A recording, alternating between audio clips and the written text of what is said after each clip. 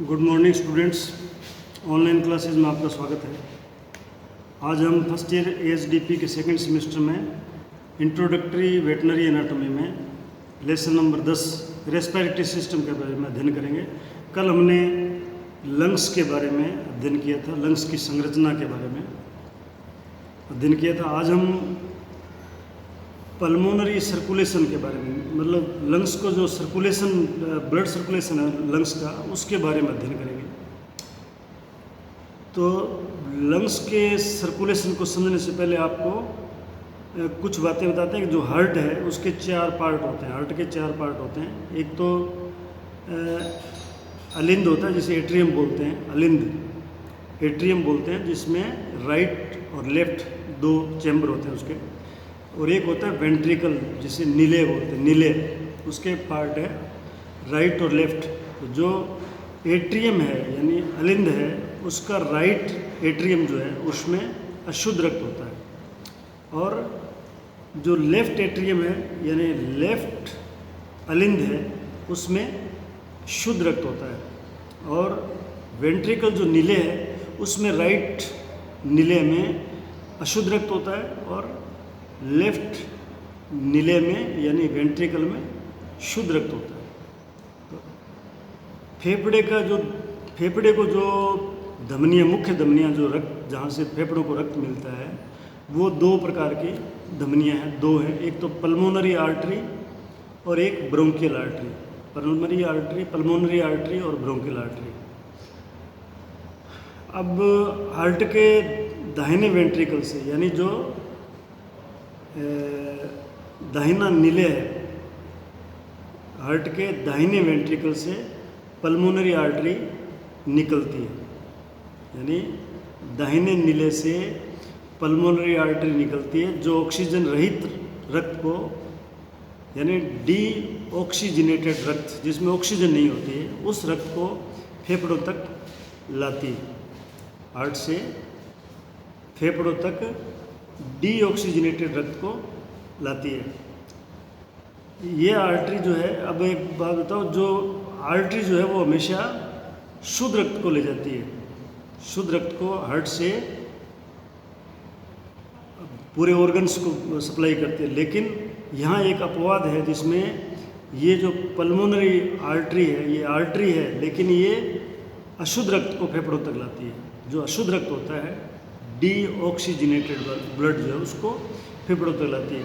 ये आर्टरी पहले आर्ट्रियोल में विभक्त होती है, यानी आगे उसकी ब्रांच बनती है, उनको आर्ट्रियोल बोलते हैं। और अंत में जो है, आगे चलते चलते फेफड़े में जो एल्वियोलाई है, लास्ट जो पार्ट एल्वियोलाई है, जहाँ पे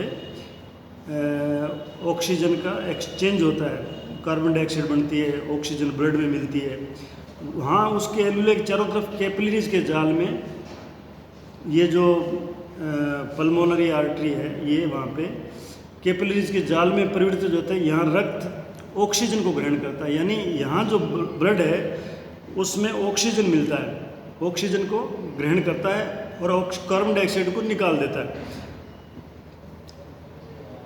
दूसरी आर्टरी है ब्रोंकियल आर्टरी। ब्रोंकियल आर्टरी जो है, ये फेफड़े में ब्रोंकियल ट्री बनाती है, और इसमें जो ब्लड है ना, वो सिर्फ रेस्पिरेटरी ब्रोंक्यूल्स तक ही पहुंचाती है, ब्रोंक्यूल्स तक ही ब्लड पहुंचाती है। एल्वियोलाई में ब्लड इसका नहीं जाता है। और ब्रोंकियल आर्टरी में भी जो ब्रोंकियल आर्टरी है वो ब्रोंकियल ट्री बनाती है, और ये रेस्पिरेटरी ब्रोंक्यूल्स तक ही पहुंचती है, ब्रोंकियल आर्टरी जो है। और इसमें ब्लड जो है वो डीऑक्सीजनेटेड ब्लड होता है, यानी ऑक्सीजन उसमें ब्लड में नहीं होती है, ऑक्सीजन रहित ब्लड होता है। अब जो एल्वियोलाई है, एल्वियोलाई पर पल्मोनरी कैपिलरीज मिलकर, यानी पल्मोनरी जो आर्टरी है उसकी कैपिलरीज जो है वो मिलकर अंत में पल्मोनरी वेन बनाती है। यानी पल्मोनरी आर्टरी है जो उसके आगे छोटी छोटी कैपिलरीज बनती है, वो फिर आगे जाके वेन बना लेती है, वो पल्मोनरी वेन बनाती है। अब हर फेफड़े से, यानी प्रत्येक फेफड़े से 2 फेफड़े होते हैं, एक फेफड़े से 2 पल्मोनरी वेन निकलती है, यानी 2 फेफड़े हो तो 4 पल्मोनरी वेन बाएं अलिंद में ऑरिकल में शुद्ध रक्त लेकर चली जाती है। यानी ये जो पल्मोनरी वेन है 4, ये जो बायां ओरिकल है, बायां ओरिकल, उसमें यानी जो एट्रियम है, बायां एट्रियम जिसे बोलते हो आप, अलिंद बोलते हो, उस बायां अलिंद में शुद्ध रक्त लेकर चली जाती है। अब यहाँ भी देखो एक अपवाद है कि वेन जो है वो शुद्ध रक्त लेकर जा रही है, जबकि वेन हमेशा अशुद्ध रक्त, उसमें अशुद्ध रक्त होता है। तो ये याद करने वाली बात है कि ये एक्सेप्शन जो है इसको याद करना है। तो ये था फुफ्फुसीय परिसंचरण यानी पल्मोनरी सर्कुलेशन। अब हम देखते हैं राइट और लेफ्ट लंग्स में क्या डिफरेंस है, राइट और लेफ्ट लंग्स में डिफरेंस क्या है। तो जो राइट यानी दायां जो फेफड़ा है वो लार्जर होता है, बड़ा होता है, और बायां फेफड़ा जो है वो छोटा होता है। दाएं फेफड़े में 4 लोब्स होते हैं और बाएं फेफड़े में 3 लोब्स होते हैं। ये केटल का है, ये जो हम डिफरेंस पढ़ रहे हैं ये राइट लेफ्ट का, ये केटल का है। तो राइट फेफड़े में 4 लोब होते हैं और उसमें बाएं में 3 लोब्स होते हैं। लोब्स कैसे करते हैं, उसके अंदर जो है एक प्रकार का फिशर होता है, मतलब फिशर जो होता है, फिशर से वो लोब्स अलग अलग बढ़ते हैं।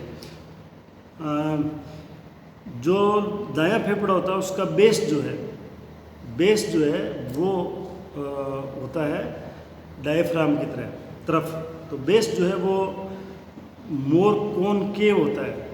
कॉनकेव का मतलब है अवतल, अवतल होता है ना कॉनकेव, तो ये ज़्यादा कॉनकेव होता है। और इसमें लेफ्ट लंग्स में ये कम कॉनकेव होता है, उसकी बनिस्बत कम कॉनकेव होता है। एपिकल लोब जो है वो इसमें बड़ा होता है। एपिकल लोब ऊपर वाला लोब जो है, एपिकल लोब बोलते हैं उसको, वो लोब जो है वो राइट में बड़ा होता है और लेफ्ट में छोटा होता है। कार्डियक इम्प्रेशन यानी हार्ट के जो इम्प्रेशन बनते हैं ना दबाव से लंग्स में, कल आपको बताया था कोई ऑर्गन जो उस पर दूसरे ऑर्गन पे दबाव डालता है, जो स्पंजी होता है, तो उस पर उसके इम्प्रेशन बन जाते हैं, निशान बन जाते हैं। तो कार्डियक इम्प्रेशन जो है वो राइट लंग्स में ज़्यादा गहरे होते हैं, डीप होते हैं। और ये जो लेफ्ट लंग्स है उसमें कार्डियक नोच जो है वो चौड़ी होती है। कार्डियक नोच है जो वो चौड़ी होती है। कार्डियक नोच का मतलब है वो खाली जगह जिसमें हार्ट फिट रहता है, तो वो चौड़ा होता है। एपिकल ब्रोंकस जो है, एपिकल ब्रोंकस का मतलब वो ब्रोंकस की वो ब्रांच जो एपिकल लोब में एंटर करती है, वो दाएं फेफड़े में प्रेजेंट होती है, लेकिन लेफ्ट में एब्सेंट होती है। इंटरमीडिएट लोब जो है, इंटरमीडिएट लोब जो है वो राइट लंग्स में प्रेजेंट होता है और लेफ्ट में एब्सेंट होता है। इसीलिए राइट जो है लंग्स में 4 लोब होते हैं और इसमें बाएं में 3 लोब होते हैं। तो वो चौथा लोब जो इंटरमीडिएट लोब है वो लेफ्ट में एब्सेंट होता है। तो ये राइट और लेफ्ट लंग्स में डिफरेंस है। अब आता है जो अडल्ट जानवर है उसके और फीटस के लंग्स में क्या डिफरेंस होता है। जो जानवर बड़ा होता है वयस्क होता है, यानी जन्म के बाद का जानवर, मान लो जो सांस लेना शुरू कर देता है, फिर मान लो महीने का, 2 महीने का, 15 दिन का, 5 दिन का। और एक होता है भ्रूण फीटस जो माँ के गर्भ में होता है, उसके हार्ट में क्या डिफरेंस है। तो जो वयस्क का जानवर है उसका लंग्स जो है, फेफड़े, वो फेफड़े आकार में बड़े होते हैं और भ्रूण का फेफड़े जो है वो आकार में छोटे होते हैं। वयस्क जानवर के फेफड़े जो है अगर उनको आप काटोगे तो वो पानी में तैरते हैं। तैरते किस लिए है कि उसमें एयर होती है, उसमें एयर होती है। और जो भ्रूण का फीटस है उसमें वो पानी में डूब जाता है, यानी उसमें एयर नहीं होती क्योंकि उसने श्वसन क्रिया शुरू ही नहीं हुई उसमें, इसका मतलब वो सॉलिड होता है। जो वयस्क है जानवर उसका लंग्स जो है वो गुलाबी कलर का होता है, गुलाबी कलर जैसे होता है उसके कलर का होता है। लेकिन जो एम्ब्रियो है उसका जो लंग्स है, एम्ब्रियो यानी भ्रूण के जो लंग्स है उसका कलर रंग पीला या भूरा होता है, पीला या भूरा होगा। अब ये जो लंग्स है वयस्क जानवर का, ये लंग्स आप दबाओगे तो ये स्पंज की भांति दबता है, जैसे स्पंज होता है ना उसकी तरह दबता है, क्योंकि इसके अंदर एयर होती है, इसलिए वो स्पंज की तरह दबता है। और भ्रूण का जो फेफड़े हैं वो ठोस होते हैं, यानी उनमें एयर होती नहीं है, इसलिए वो ठोस होते हैं। तो ये डिफरेंस था लंग्स का वयस्क जानवर के और भ्रूण के अंदर, भ्रूण जो एम्ब्रियो है उसके लंग्स में क्या डिफरेंस है। अब हम इनका डिफरेंशियल मतलब कंपैरेटिव स्टडी करेंगे। कंपैरेटिव स्टडी के अब तक हमने पढ़ा था जो था केटल के लंग्स के बारे में। अब हम देखें घोड़े के श्वसन अंग में, कुत्ते के श्वसन अंग में और सूअर के श्वसन और मुर्गियों के, इनमें क्या डिफरेंस है। तो घोड़े के श्वसन अंग में डिफरेंस जो है वो है कि नासागुआ यानी नेजल केविटी जो है घोड़े की वो लंबी और संकड़ी होती है। घोड़े की नेजल केविटी लंबी और संकड़ी होती है, इसमें नेजल डाइवर्टिकुलम होता है। डाइवर्टिकुलम मैंने आपको कहा तो घुमावदार जो है वो आप देखो घोड़े में अलग टाइप का है। घोड़े का नाक अगर देखोगे तो उसको केटल की बजाय अलग टाइप का है, वो डाइवर्टिकुलम है उसमें। अब इसकी जो वोकल कॉर्ड है घोड़े की वो लंबी और संकड़ी होती है और लंबी होती है वोकल कॉर्ड। एपिग्लोटिस, घोड़े का एपिग्लोटिस जो है वो लंबा और नुकीला होता है, लंबाई में ज़्यादा होगा और नुकीला होगा। इसकी जो थोरेसिक कैविटी है वो पहले भी आपको जब पढ़ा था थोरेक्स कैविटी के बारे में तो आपको बताया था कि घोड़े की थोरेक्स कैविटी केटल की बजाय बड़ी होती है, थोरेसिक कैविटी बड़ी होती है। अब जो एपिकल ब्रोंकस है, एपिकल ब्रोंकस यानी ब्रोंकिया जब आगे डिवाइड होगी तो वो एपिकल में जो ब्रांच जाती है वो केटल में होती है, वो इसमें घोड़े में नहीं होती है।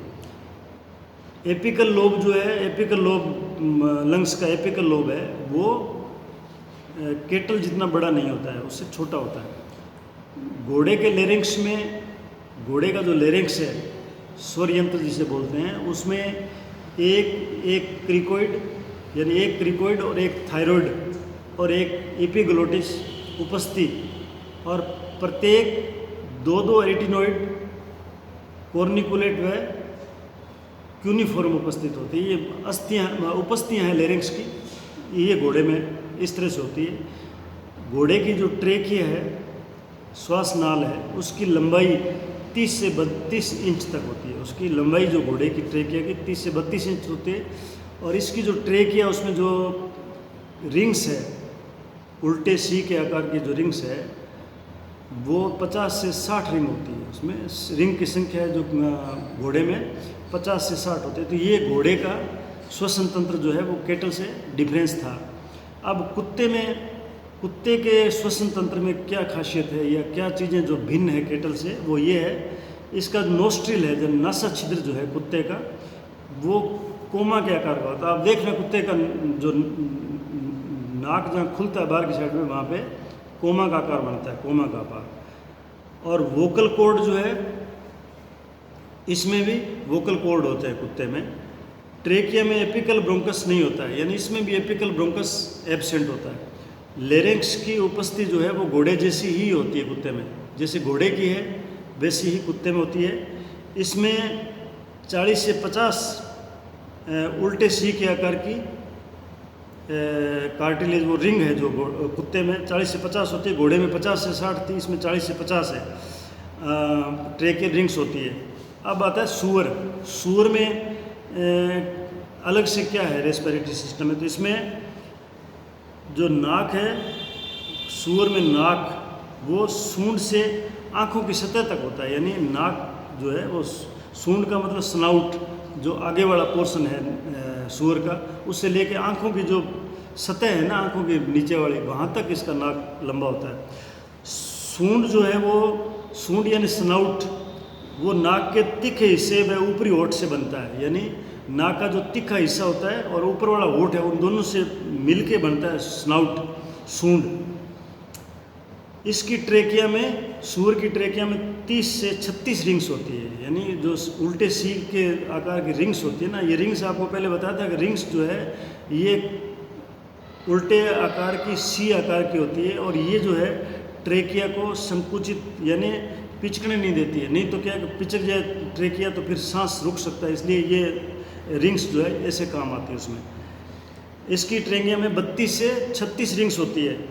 दाएं फेफड़े में 4 खंड होते हैं, इसके दाएं फेफड़े में 4 खंड होते हैं, लेकिन इसका जो राइट फेफड़ा है, यानी राइट फेफड़े में तो 4 खंड हो गए दाएं में, और बायां फेफड़ा जो है, जैसे हॉर्स में और कुत्ते में 3 लोब होते थे बाएं फेफड़े में, इसमें केवल 2 लोब होते हैं। तो ये एक अलग से डिफरेंस है, इसको याद करने वाली बात है कि सूअर में लेफ्ट लंग में कितने खंड लोब होते हैं। तो 2 लोब होते हैं, एक तो होता है एपिकार्डियक और एक डायफ्रेगमेटिक। इसमें जो एपिकल ब्रोंकस है वो दाएं एपिकल लोब में तीसरी पसली के लेवल पर होता है, यानी इसमें एपिकल ब्रोंकस होता है लेकिन वो दाएं एपिकल लोब में तीसरी पसली के लेवल पर होता है। तीसरी पसली का जो लेवल है वहाँ पर इसका ये एपिकल ब्रोंकस जो है स्थित होता है। ये हो गया सूअर के बारे में। अब अपन आते हैं चौथा है जो मुर्गा, यानी पोल्ट्री में रेस्पिरेटरी सिस्टम में अलग से क्या चीज़ है, वो इसमें नाक जो है, नोस्ट्रिल जो है, वो 2 छेद, चोंच में 2 छेद होते हैं। अपने जैसे नाक होता है ऐसे नहीं होता, जो चोंच है उसमें 2 छेद होते हैं, यानी इसमें नोस्ट्रिल के 2 छेद होते हैं चोंच में। इसके लेरिंक्स जो है वोकल बॉक्स बोलते हैं जिसको, स्वर यंत्र बोलते हैं, उसमें 4 उपस्थिति यानी कार्टिलेज होती है, 4 कार्टिलेज होती है, क्रिकोइड, प्रीक्रिकोइड और एक जोड़ी एरिटिनोइड और थायराइड। ये 4 प्रकार की कार्टिलेज इसके अंदर होती है, जिसमें एरिटिनोइड जो है वो जोड़े के रूप में होती है। इसमें मुर्गी के अंदर जो है एपिग्लोटिस नहीं होता है, यानी मुर्गी में ये याद रखने वाली बात है कि क्या मुर्गी में एपिग्लोटिस पाया जाता है, तो एपिग्लोटिस मुर्गी में नहीं होता है।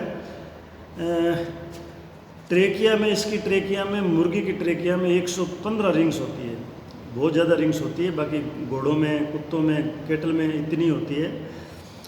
इसके मुंह में 11 वायु कोष होते हैं। इसके माउथ जो है मुर्गे में शरीर में, यानी मुर्गे के शरीर में वायु कोष होते हैं 11। इनका काम है शरीर को हल्का बनाना, यानी वायु कोष जो है वो शरीर को हल्का बनाते हैं, जिससे ये पक्षी उड़ सकते हैं, मतलब उड़ने में काम आता है। तो इसके शरीर में 11 वायु कोष होते हैं। ये कहाँ कहाँ होते हैं? सर्वाइकल रीजन में 2 वायु कोष होते हैं। सर्वाइकल रीजन जो है इसमें 2 वायु कोष होते हैं। क्लेविकुलर में 1 होता है। ये क्लेविकुलर जो हड्डी होती है अपनी, जो इसके हंसली वाली हड्डी बोलते हैं, इसमें मुर्गी में जो है उसमें 1 वायु कोष होता है उस हड्डी में। और क्रेनियल थोरेसिक जो जगह है वहाँ भी 2 वायु कोष होते हैं। और कोडल थोरेसिक कैविटी के जो कोडल पोर्शन है उसमें 2 होते हैं। एब्डोमिनल में 2 वायु कोष होते हैं एब्डोमिनल में। और एक्सिलरी इसमें भी 2 वायु कोष होते हैं। इस प्रकार से ये जो है ना, इसके 11 एयर सैक्स होते हैं मुर्गी में, जो आपके पेज नंबर 288 में जो डायग्राम है उसमें अलग से ये बता रखे हैं कि ये कहाँ कहाँ होते हैं। तो ये मतलब वायु कोष जो बोन्स में होते हैं, ये इस जगह के बोन्स में जो है ये पाए जाते हैं, तो अलग अलग। तो इसको तो आज हमारा ये रेस्पिरेटरी सिस्टम जो है वो कंप्लीट हो गया है। कल से हम जो है आगे रक्त परिसंचरण अथवा परिवहन तंत्र यानी कार्डियोवैस्कुलर ब्लड सर्कुलेटरी सिस्टम के बारे में अध्ययन करेंगे। धन्यवाद।